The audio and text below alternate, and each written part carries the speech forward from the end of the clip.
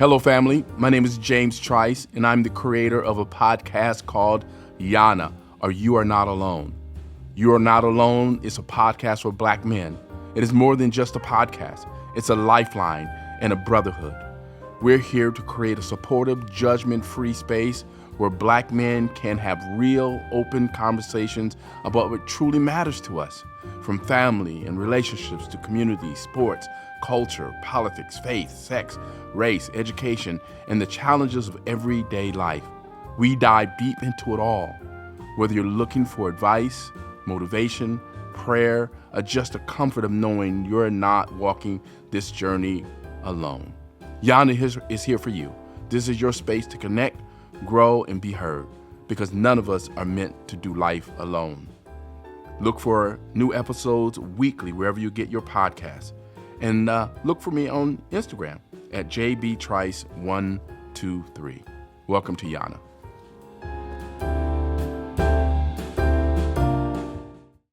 So welcome to YANA.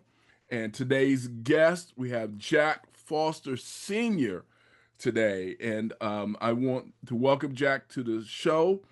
So Jack, introduce yourself and tell the audience a little something about you, and we're going to get right into the discussion today. Yes, sir. I'm happy to do that.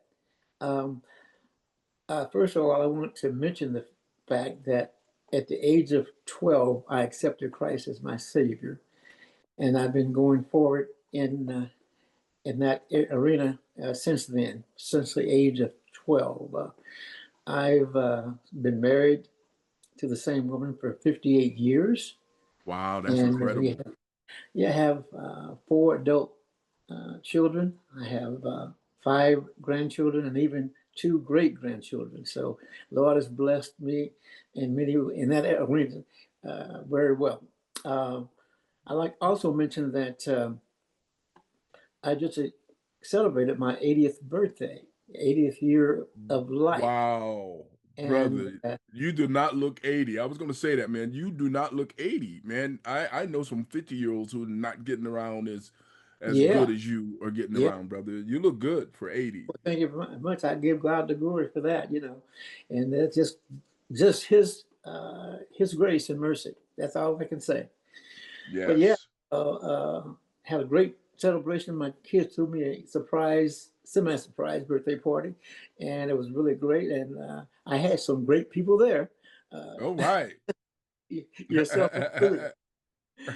Yeah, It was I'm a wonderful, person. man. I'm a person that's been involved in 2 areas: prison ministry for almost 40 years. My wife and I together. Also been involved in marriage ministry.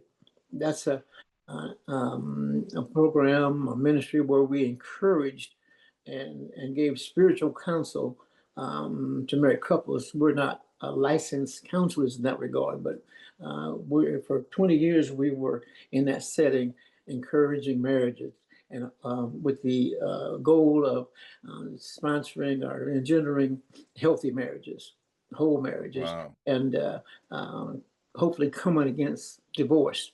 And we did that for 20 plus years together. Also, like to mention that my wife and I are both licensed ministers.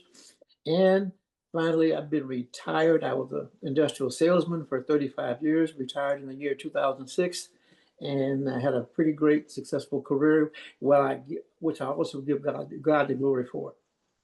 Wow. Man, That's a little you've about me. you've accomplished a lot. I mean, you've done so much. Of all of these things, all of the things that you have done, I'm sure you've touched a lot of lives. A lot of lives, I'm sure, have been blessed by you and your wife. Um, of all of these things, what are you like most passionate about? I mean, 'cause you've done so much, you've accomplished so much. Of all of what you've accomplished and what you've done, what are you most passionate about? Well, really, it's in the arena of ministering to men, particularly Black men. Uh, I felt I've been called to that as a life ministry, which is mainly to encourage and uplift men of color, and hopefully assist in their lives in such a way that they become successful in terms of their careers, successful in their marriages, successful as them being fathers and husbands. And so that's the area that I feel that I'm called to and really, really passionate about. So, with all of the work you've done with men, what are some common themes as far as challenges that black men? Because you said black men, or when Mhm. you say men of color, are you saying specifically black men or just men of color? Period. Well, I'm open to encouraging all men, but specifically, I feel that I'm called to black men because Okay. black men seems to be among all the cultures, the males in our culture seem to be targeted, seem to have a greater struggle in life in general, and particularly in America. And and I've seen a lot of men that have some disappointments, and many black men with failures in their life, failures in their marriage, failures in their careers. And as you know, we populate the prison system to a large degree, uh, proportionately. So that's my target area, and my desire is that every man reach their full potential, fulfill their divine and God given purposes in this life. And I know and I believe that we have been called to be husbands, we've been called to be fathers, we've been called to be leaders in our community. And, you know, I believe what the Bible says the head of every woman is a man, but the head of every man is Christ. And so that's the way I view what I try to achieve with men. So tell me what, tell our audience what are have been some common themes with regard to men. What have you seen black men, struggle with or face in their lives? What have been some common themes you've heard and have seen? Yes, things I've heard and seen, you know, for example, I grew up in a predominantly black community where I saw other men. In my case, personally, I grew up in a fatherless home, and there's a reason, the story behind that. But a lot of men, a lot of people have experienced that the lack of men in their homes being the head of their families. I see that as a failure, but I believe there's reasons behind that in terms of slavery, in terms of the pressures of the society in America that black men have had to endure and overcome. Uh, and I would say that failure being the leader in their families is the biggest thing that I'm troubled about and saddened about. You know, as the God design is for men to be in their homes and to be connected spiritually and other ways, mostly in their homes for their children and for their wives and for the community, for the church. Uh, and so, as I seen that growing up, men, I'm not judging men, but men failing and seem to be failing in that area to a large extent. And so, my desire and my target is to, my purpose, I believe, is to help hope in that, or overcome that tendency that I've seen for black men in and absent from the homes and even absent from the church. And so my objective in the back of my head is I minister to and mentor men and encourage men and try to assist men in various ways, whether it's financially, whether it's to help them pursue careers and job opportunities, is the back of my mind is that's the end objective I like for them to achieve, to be successful men in their homes. So why do you think uh, we are absent? Black men are absent from home. Why do you think we black men have not been there? Because you say your experience has been uh, this idea, this notion that black men have not been leaders in their home, have not stayed in the home. Um, Talk a little bit about why you think that is. First of all, let me point out, though, that there are a lot of good black men who have been and were leaders in Mm-hmm. the home. They did what they were called to do, and I've seen successful black men. And Mm-hmm. but what I'll say though is that it seems to be inordinately the case that seems to be more black men absent from the home than the other culture. That's my perception. It may be wrong statistically, but that's my perception. But there are successful black men. I want to say that first of all. But to address the question about why, I believe it's a combination of things. Um, uh, the way that we were brought to America, I think it has a lot to do with it. That we was stolen from my natural homes, in Africa, and brought here, and then immediately uh, became slaves and servants to the dominant race, the dominant culture. And I believe Mhm. that slavery itself helped to bring about what I've seen for black men in this country. The institution itself, I believe, was designed to break down the home, to break down the family. Mhm. And I wrote about this whole thing of men becoming studs, so to speak. They putting certain men together with women to they have children that they wanted to be a part of their clan on their plantations. And so I would say that slavery contributed to a great part of that. But moving forward after slavery, we have this area of Jim Crow. We have this um, uh, arena or a situation where black folks are second citizens, and as second citizens, men were put even in a lower place, and often, as I saw it, below black women. And Mhm. we went through a period, for example, it was encouraged, not encouraged, but for women and families to get assistance from the government, that black men couldn't be present. If a man was present in the home, they couldn't get this assistance. There was a period like that. And so I believe because of those things, and also the church, I believe the church years ago helped to remedy some of that issue. But then as time has gone on, men seem to have turned away from that arena in their lives, their faith walk. And I don't quite understand why black men have turned away from that area. I remember years ago as a deacon in our church, I remember one day I was standing in front of the church and I was asked to open up and be a part of the devotion and open up with a prayer. And I stood in front of the church and looked at the audience. I saw a lot of empty seats. And of course, there was more women than men there. Mhm. And that's been the case for the black church I've seen over the years anyway. But what I saw was empty seats in the pews. And it dawned on to me who was missing. Who was missing was fathers and husbands. And that was like in the oh gosh, that was like in the 80s and 90s.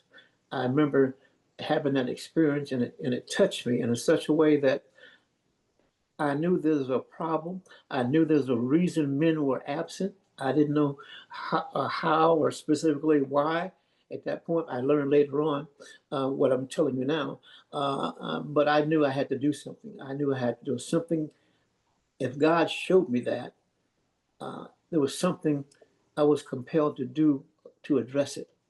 And that's when I myself personally had a conviction about being involved in prison ministry, because I understood a lot of black men weren't in the homes because they were in prison. And why were they in Mhm. prison? There was a lot of reasons why black seemed to be in prison more than other men. A lot of reasons.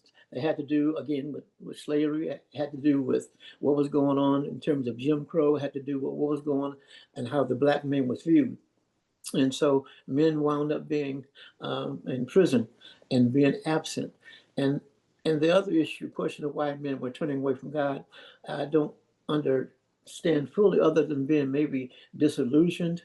And there was a hope that through their faith, their lives would be, better.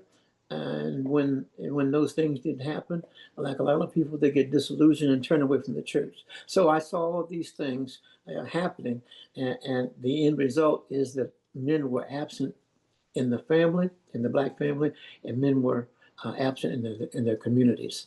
And so I believe that's maybe touches on some of the reasons why it may be more complex than that. But that's my thoughts in terms of why Black men in particular were absent, weren't where they should have been. And yes, you know, you can't say, well, the white man did it. You really can't say that anymore. And because as a human being, you have the right to make your own decisions. So you can make decisions regardless of what your situation or circumstances was. You can still can make better decisions. You still can make good decisions. And so, but for whatever reasons, Black men have made those choices and decisions that've taken them out of their home, taking them out of the community. So that's why I have a passion and a burden to see Black men being successful. And my desire is to do whatever I can do, what things I can do, what things I can say to help remedy that and address that. Wow. So let me ask this: what you talked about, you uh, noticing the fact that there are fewer Black men in the church than Black women, right? There's this deep disparity, right? Yeah. What do you think about this idea that the church does not speak to the conditions of Black people, the disparities that exist, right? The disparities in you talked about prison, the prison industrial complex, and how many Black men are in prison. Talked about employment, health care, you name it. Anti-Black hate that exists in America. That these perceptions about Black men, that these false negative perceptions that exist in society. Let me ask this: where have you seen the church address from the podium issues like with George Floyd being murdered, or Tamir Rice, or Michael Brown, or I can go on and on and on. Mm-hmm. Tyree Nichols over in Memphis, right? And Black men being murdered by law enforcement, Mm-hmm. um, and these things happening. Where have you seen the church stand up in the podium, a minister, a preacher, Mm-hmm. stand up in the podium and talk to that issue about us needing, as Black men, needing to be a part of trying to change this system? Where have you seen that preached? Yeah. Well, I'll be honest with you, I've seen it in a couple of places in my personal experiences. I was a member of a church, a Baptist church on the north side, when we first came here from Southern Illinois, moved from Alton, Illinois up to Minneapolis. My family and I, my company brought me here. And the church, that particular church was very community oriented and a quote unquote activist church. And I seen the pastor there at that time addressing the issues in the community, issues involving when tragic things happen. Like Mm-hmm. years and years ago, there was a young man by the name of Clark, I believe. He was killed by the police. And I believe, I recall Jamar Clark in yes, right. North Minneapolis. Yes. Yep, that's right. Yeah. And this particular church, I won't necessarily mention the name of that church, but this particular church was very involved in the pastor was very involved in the community, got involved with Spike Lee, got involved with other areas in the Black community to see to get involved in certain ways. And so there were meetings that this pastor opened the church for those meetings to be held at the church. This particular pastor got involved in the marches where we actually had marched in the streets. And so that particular church got involved in those ways. That particular church also originated a group of men called the Men's Fellowship. In other words, and it's a group in the church, especially for men, to deal with the needs of men from a religious standpoint. It's called the Men's Fellowship. So that particular church, I believe, was doing something to address the inequities and the issues that Black men had to face in this community here in Minneapolis. Uh, and so, but not every church, I believe, would do it. Right. type of thing. So let me ask this, and I don't mean to interrupt. Let me ask this question then. Sure. So in that particular church, Hmm. did you see a lot of black men in that church? As I said, there were absent of men. There were men there, don't get me wrong, but this particular church was, No, I'm talking about in that particular church. Did you see a lot of black men in that particular church?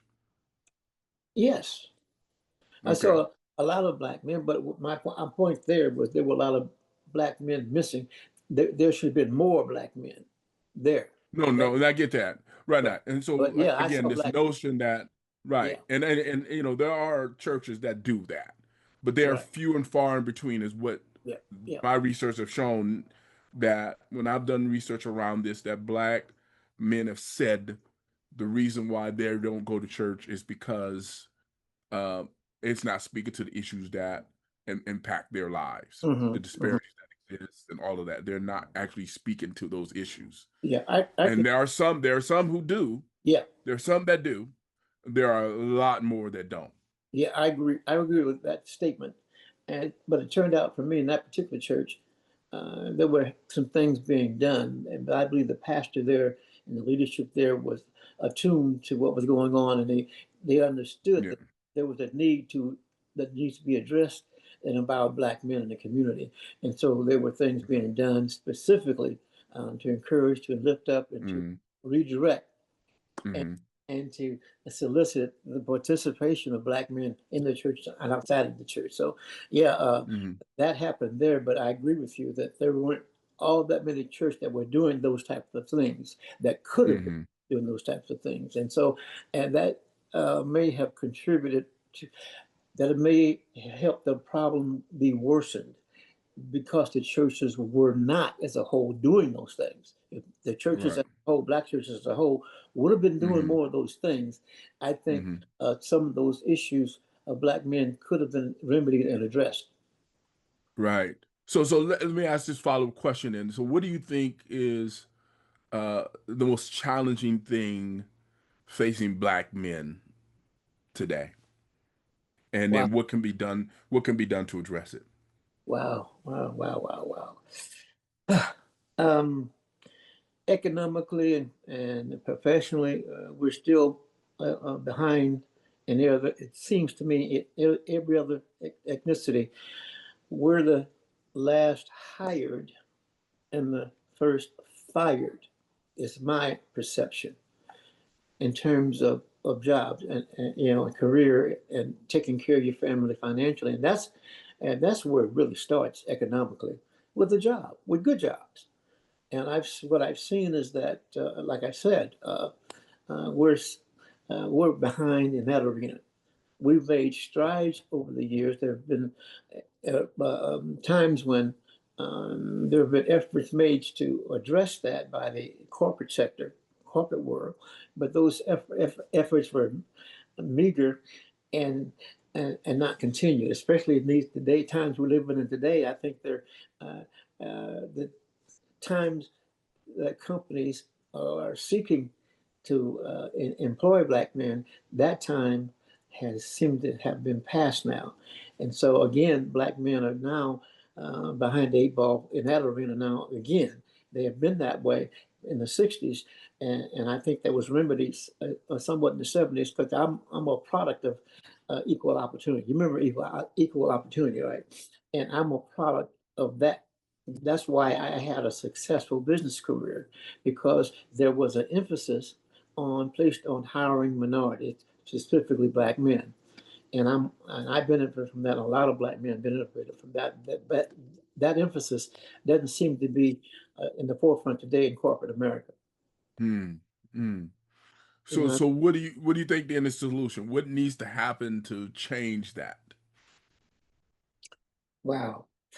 Since uh, uh, corporate America doesn't seem inclined to make it at a high priority, And they even making it harder, right? Cutting DEI programs and all of right? that, They right? take away It's programs, getting etc. worse, right? To me, a couple of things. I believe we have to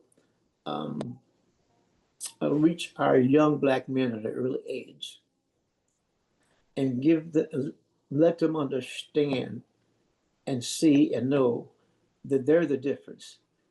they can make a difference in their own life. There is hope when it doesn't appear to be hope. And the hope is that by being smart, by getting an education, by staying out of trouble, by having, I believe, a relationship with Jesus Christ, I believe there's hope and their lives can be made better. But that has to start at an early age because what I've seen is because of this situation with black men out of the home, you have a lot of um, households with women head of households, which is not bad. I'm not judging that because women, I think, do the best that they can. But the absence of that male role model is absent, and from many households or many young people, you have young black men, and they don't get the opportunity to see positive role models. They don't get this teaching that you can do better, that you can have hope, that you can overcome, and with that spiritual religious element, because maybe some of the black Right. females have lost hope too, and that they've turned away from the church too, and because of the absence of a faith, you know, in Jesus Christ and a higher being, that they really can have be positive about their life. Their life really can be positive, and then understand that. Jack, I'm gonna stop you for a second, okay? Because we only Yeah, got a few seconds here, and sure. I do Oh, want to okay. get Oh, this really? out. Yeah, Yes. yeah, we got like 2, 3 minutes left, and that's Okay. Okay. time goes fast. Yeah. So are you saying to me that telling young brothers to be smart, stay in school, get your education, have faith in Jesus Christ, um, you know, being good, staying out of trouble, are you saying that uh, then those disparities that you talked about a second ago, those opportunities would disappear and they can break through if all of these things happen? I mean, because it sounds like you're saying if people had those things, then the disparities that are hitting them, taking away the opportunities, right? You said yourself you were a product of the equal opportunity movement, right? That no longer exists. We talked about that. Are you saying, suggesting to this audience that Mm-hmm. if people have faith in Jesus, if young people get taught to use stay smart, stay in school, excuse me, excuse me, stay out of trouble, all of these things, that those things won't impact them? Those things, those prejudices still exist. Those barriers Okay. still. But what I'm saying is, there may be other ways. There may be ways to circumvent. There may be this. My son used this term, a workaround. There may be, if you have a mindset, there might be a workaround. One workaround is to be self-employed and have your own business. Mm, Another mm, workaround is enter into the trades arena. If you can't do it with the books through college, in other words, there's other possibilities, other ways to be yes. successful other than through the Excellent. corporate America arena.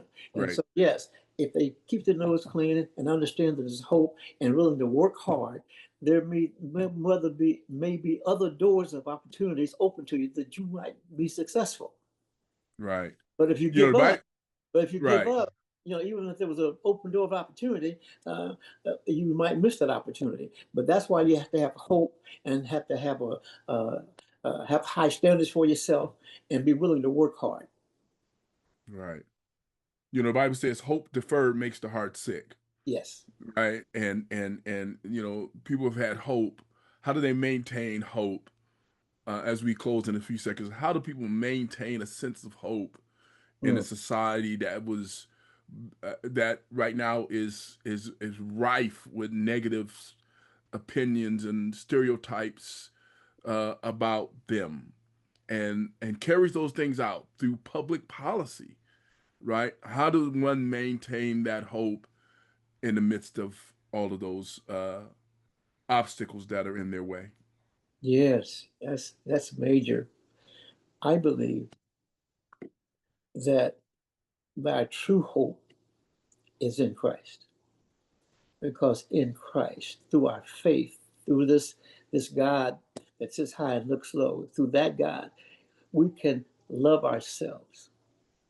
we can love our neighbor as ourselves, and we can still, um, in the face of opposition, in the face of all of these things that are in place that seem to be against us, we still can have a hope that we can press forward, because it says that we can keep our hands to the plow, that we can strive for the mark of the high calling through Jesus Christ. I believe those things are applicable, that they are words in a book.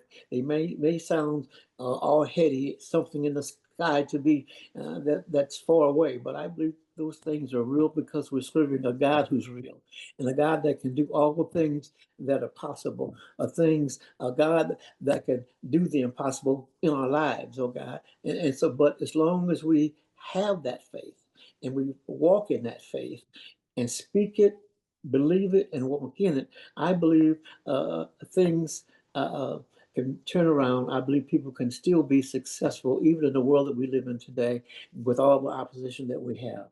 God can make the difference because Right, God has real power, right, right. So power as that we close overcomes here, power in the world.